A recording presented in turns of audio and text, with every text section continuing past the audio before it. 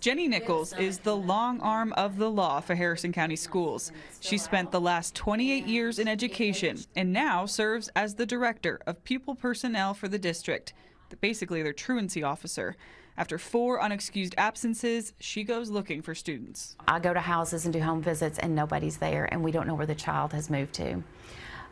We reach out by phone numbers and they're disconnected. Last year, House Bill 611 went into effect. It tasked those like Nichols with notifying the county attorney whenever a student logs 15 unexcused absences a year. The prosecutor then gets to decide whether or not to press charges against the parent or guardian.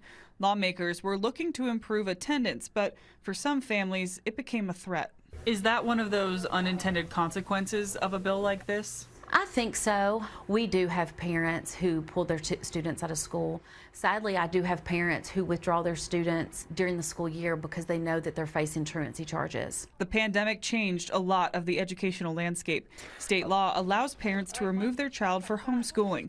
All they have to do is notify the school district. Our homeschool laws here in Kentucky, when you compare them to the other states, they're very lax. There's no regulation other than you have to teach specific subjects in English. You keep an attendance record. I, as the DPP, can ask for those records at any time, and a letter of intent has to be submitted to me. The statute says 10 days before school starts. A parent can really, in this state, can pull their child out at any point, and it's unfortunate that that happens. But it does happen. Nichols tells me the lack of oversight is concerning. I really worry about private homeschools. There is no educational requirement for homeschool teachers in Kentucky.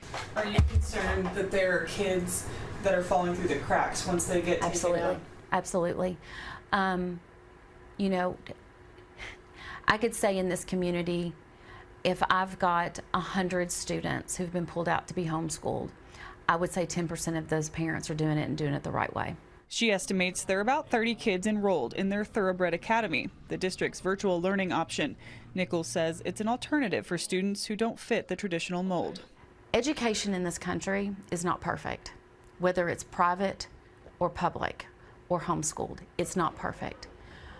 But I think public education does a really good job of preparing our kids to be active members of society in some form or fashion. The other caveat is that students in homeschool may miss out on some of the programs, resources, and assistance offered, like summer EBT.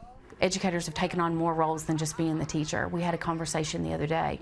We're counselors, we're doctors, we are, sometimes we're parents. We have to step in and assume so many more roles than just the teacher. For this WKYT Investigates, I'm Kelsey Soto.